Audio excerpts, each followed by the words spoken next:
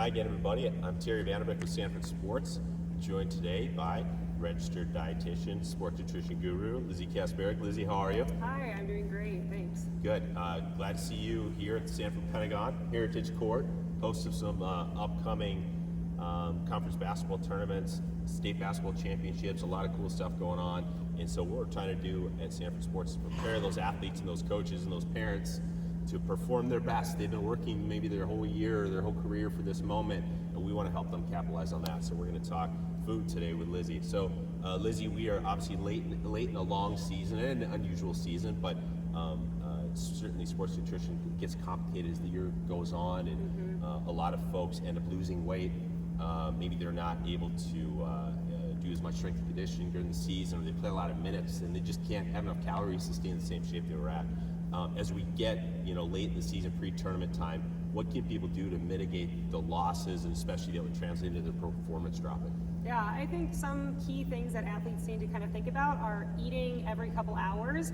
And so I really go by that because sometimes we only think about meals as breakfast, lunch, dinner, and like how many meals I'm eating. But you could eat breakfast at 7 a.m., lunch at 11, and dinner at 8 p.m., right? And you've done a lot between lunchtime and dinner time in that point. So really trying to increase that frequency of eating to every 3 to 4 hours, and trying to get a meal or a snack. And a snack is not just a bag of fruit snacks, it is more of like a mini meal. So trying to throw some more protein in those meals and snacks is going to help athletes kind of retain their muscle mass and make sure that they're not just losing those gains that they were making before the season even started.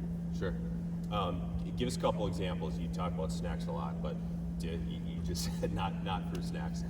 So if not fruit snacks, you mentioned a little protein. Yeah. Obviously, a lot of it's a challenge, and it's a road game, or it's late at night, and your athletic department budget. All those things go into play. Should people be packing snacks? Like, what put us on the right path towards knocking down some of those excuses with some preparation? Yeah, 100% you should be packing snacks. Even if you know, oh, we always stop at this gas station, or so-and-so always brings snacks, I would still throw a couple snacks in your bag so that you know it's 11 p.m. and I haven't eaten anything, my stomach is growling. You have a couple things in your bag. So good travel snacks are things like stuff to make a PB&J, or just a peanut butter sandwich, or peanut butter bagels, nuts or trail mix, even dry cereal.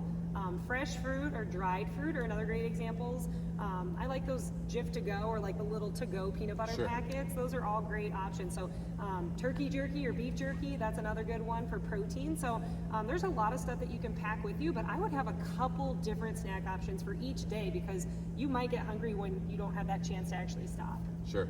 And of those snack options you mentioned, which is the best sort of, I guess, pre-game, right? That's always the tricky part. Yeah. Like after the game, you feel like, okay, I performed, I need to refuel, I can eat. But I think before the game, people were worried about something sitting heavy or upsetting their stomach, or you have nerves anyway, so that can be a real complicated component. Yeah, pregame is what you're going to eat for pregame is what you should be eating before every single practice. So if you always eat half a PB&J, that's what you should eat in that hour before your game, because then you just know this is going to sit well in my stomach. I know that it gives me the energy I need to perform. So I would start practicing some of those things every single day, so that when it gets to your actual game time, you have the thing that's going to sit well with you and not going to weigh you down. Yeah, because if you're not doing your sports nutrition right during the season, there's no reason to think you're going to all of a sudden change, and it's going to be a benefit for you later on. So it's about good habits.